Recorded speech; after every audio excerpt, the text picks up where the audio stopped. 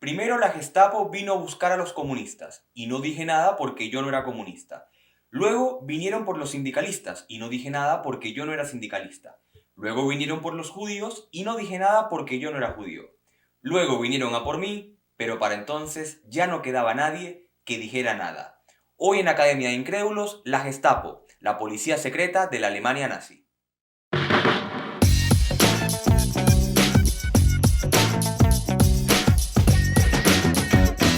Esto es Academia de Incrédulos.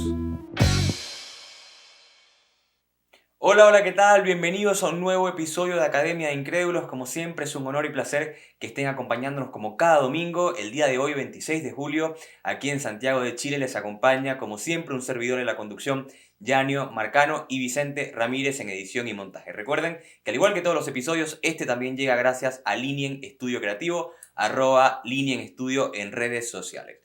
Como siempre, hoy estamos muy contentos de estar aquí teniendo otra historia triste. A mí siempre me dicen que por qué la historia es tan triste, que si puedo hacer los episodios un poquito más felices.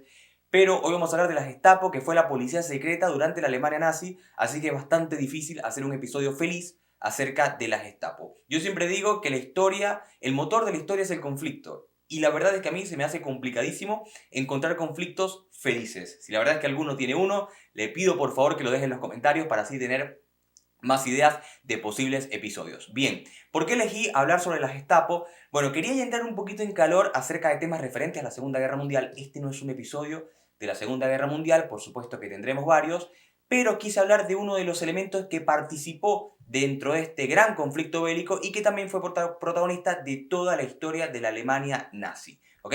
Como siempre quiero contextualizar dos cosas. La primera es el tema de las policías secretas. Bien, porque si bien la Gestapo fue la policía secreta de los nazis, no ha sido la única en el mundo ni fue la única durante la guerra. Por ejemplo, estuvo la Obra, que fue la policía secreta de Mussolini y los italianos, estuvo la Toko, que fue la policía secreta de los japoneses, estuvo la BPS, que fue la policía secreta del régimen de Franco en España, y antes de la guerra estuvo una policía secreta, existió una policía secreta muy famosa, que fue la checa, en Rusia durante el régimen de Lenin, y por ejemplo después de la guerra nació la CIA en 1947 como agencia de... Es una policía con secretos, pero la verdad es que obviamente los americanos le dieron otro nombre, pero tiene básicamente la misma función. Por lo tanto, a pesar de que vamos a hablar de la Gestapo, no es un fenómeno único en la historia. Hubo policías secretas antes, durante y después de la guerra. Bien, lo otro que quiero mencionar es el hecho de que quiero hablar un breve momento de cómo estaba la situación en Alemania para el momento cuando nace la Gestapo. La Gestapo nace en 1934 y Hitler llega al poder en Alemania en 1933. Recordemos que después de la Primera Guerra Mundial, que pierde Alemania y que humilla a Alemania en el Tratado de Versalles, el país se encontraba en medio de una crisis económica muy acentuada y habían básicamente dos bandos, los fascistas y los comunistas. Los fascistas son los que se van a hacer con el control del país a partir del partido nazi en 1933 y en 1934 es cuando va a nacer la famosa Gestapo, ¿ok?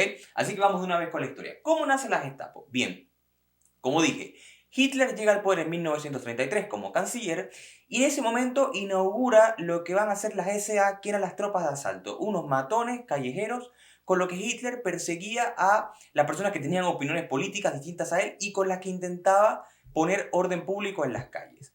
Resulta que Hitler, sabiendo que su intención era quedarse bastante tiempo en el poder en Alemania y luego emprender la guerra en Europa, decidió que las SA no eran lo suficientemente elegantes para el trabajo que él quería hacer. Eran muy corruptas, eran indisciplinadas, y es cuando se le va a ocurrir la idea de la Gestapo, ¿ok?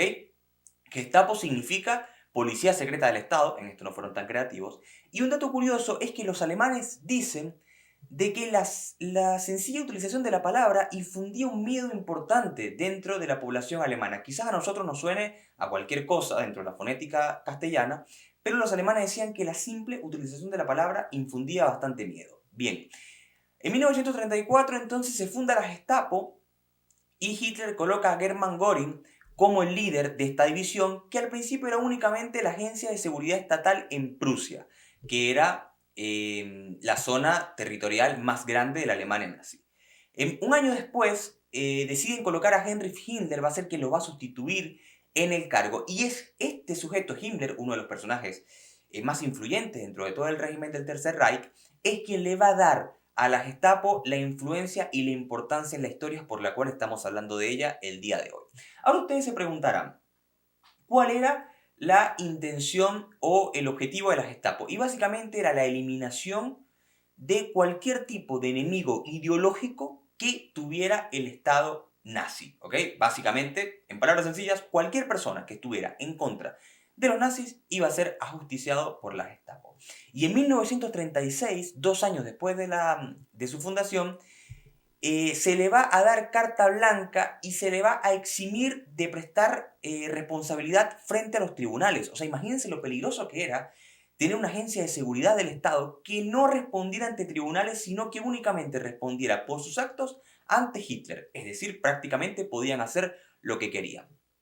Ahora bien, una cosa que también quiero mencionar que me sorprendió durante la investigación de la Gestapo es que la mayoría de las personas que formaban parte de este cuerpo no eran lunáticos ni fanáticos del régimen nazi, sino eran policías y detectives con carrera que habían formado parte de los cuerpos de investigación del Estado antes del ascenso de los nazis, cosa que me parece escalofriante como mucha gente que trabajó en un gobierno previo a los nazis, luego trabajó con los nazis como decir me cambio de un equipo de fútbol a otro. Eso a mí me pareció sorprendente. Bien, ahora, ¿por qué dio tanto miedo la Gestapo? Básicamente una palabra, propaganda. Recordemos que en este momento de la historia, estamos hablando antes de la guerra, un inciso que quiero mencionar. Esto es antes de la guerra. Recordemos que la Segunda Guerra Mundial comienza en 1939 y aquí estamos en el 36. Bien, resulta que para este momento ya Alemania cuenta con una figura llamada Joseph Goebbels, quien va a ser el gran creador de la propaganda política, el gran creador de la propaganda nazi, por lo tanto, la Gestapo tenía sus medios sobre cómo infundir terror en la población. Y esto fue lo que hicieron. Himmler también había estudiado a la checa, la policía soviética que mencioné durante el gobierno de Lenin, y por lo tanto tenía un modelo del cual fijarse. Resulta que la Gestapo empezó a difundir campañas de propaganda por toda la Alemania, misivas, televisivas, mensajes en la radio, carteles en las calles, incluso propagandas en juegos de niños, donde daban a entender de que dijeras lo que dijeras, siempre iba a haber un oído de la Gestapo oyéndote y unos ojos de la Gestapo viéndote. Lo que resultaba escalofriante, porque cualquier persona que dijera cualquier cosa en contra del régimen nazi podía ser colocado bajo detención por la Gestapo. Ahora bien, el mensaje de Hitler era claro, no puede haber oposición política en Alemania. Y esto era lo que iba a tratar de cumplir a través de la Gestapo. Y ustedes se podrán preguntar, ¿y por qué me podían meter preso? ¿Qué era lo que yo tenía que hacer para que la Gestapo me metiera preso? Bueno, básicamente cualquier cosa. Desde decir un chiste sobre Hitler en una taberna, hasta hacer un comentario derrotista respecto a las perspectivas de Alemania en la guerra, o incluso hacer incorrectamente el saludo nazi. Por cualquier cosa, la Gestapo te podía detener. ¿Y cómo lo hacían? ¿Cómo era su método operandi? Como era una policía secreta, pero cuya intención era que la gente supiera que existía, ellos andaban por las calles, ellos querían que tú los vieras, pero las detenciones siempre se hacían de madrugada. Te tocaban la puerta a las 3 de la mañana y si tú al preguntar quién es, te decían que era la Gestapo, ya tú sabías que tu vida no iba a volver a ser la misma y que probablemente ibas a terminar muerto. Incluso, según crónicas de la época, mencionan de que el sonido más aterrador de la guerra y de la Alemania nazi no era ni una bala ni un cañón, sino era el timbre de tu casa pensando que podía ser la Gestapo. Imagínense el miedo que infundía la población. Bien, ahora ustedes se preguntarán, ¿y a quiénes perseguía la Gestapo? ¿A quiénes metían preso? Básicamente, como dije, a cualquier persona que estuviera en contra de cualquier enemigo ideológico del Tercer Reich, pero también luego empezaron a detener a las personas que no iban en consonancia con la idea de raza aria del régimen nazi. Detuvieron homosexuales, detuvieron prostitutas, detuvieron borrachos, por supuesto que judíos, por supuesto que gitanos, personas discapacitadas, incluso hay una frase de un miembro de la Gestapo que dice que a todos los intelectuales se les debería apilar y fusilar en conjunto. Imagínense los intelectuales, el valor más grande que puede tener una nación. La Gestapo quería aniquilarlos. Bien, quiero decir un par de datos curiosos que a mí me sorprendieron porque ustedes podrán pensar, bueno, entonces era toda la población unida contra la Gestapo, había realmente una empatía en general, en común, una solidaridad colectiva, y la verdad es que no. El 26% de las denuncias venían de civiles.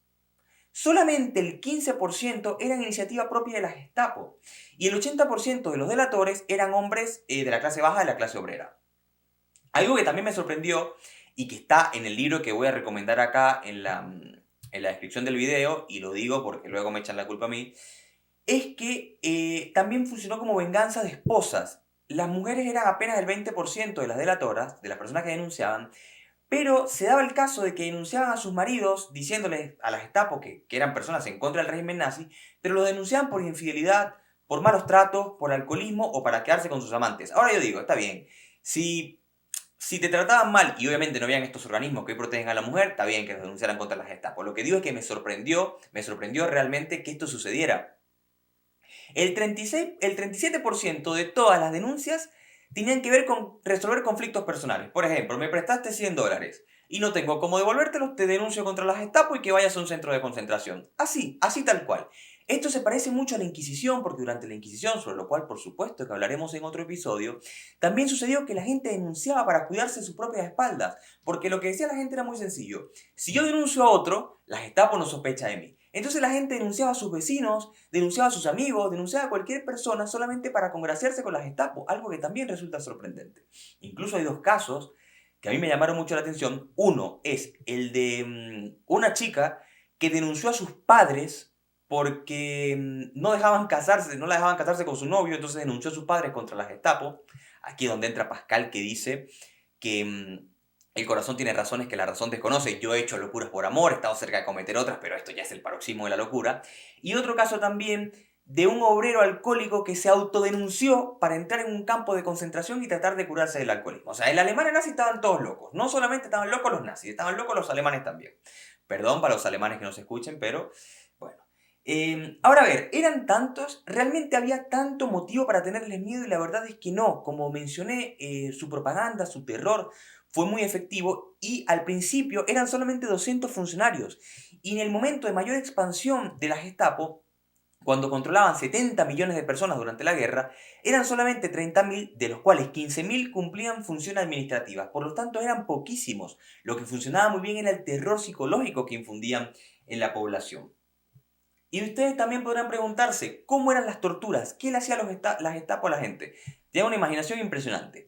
Iban desde sumergirte en una tina congelada hasta asfixiarte, hasta ahogarte, perdón. A los hombres le aplastaban los testículos con palas.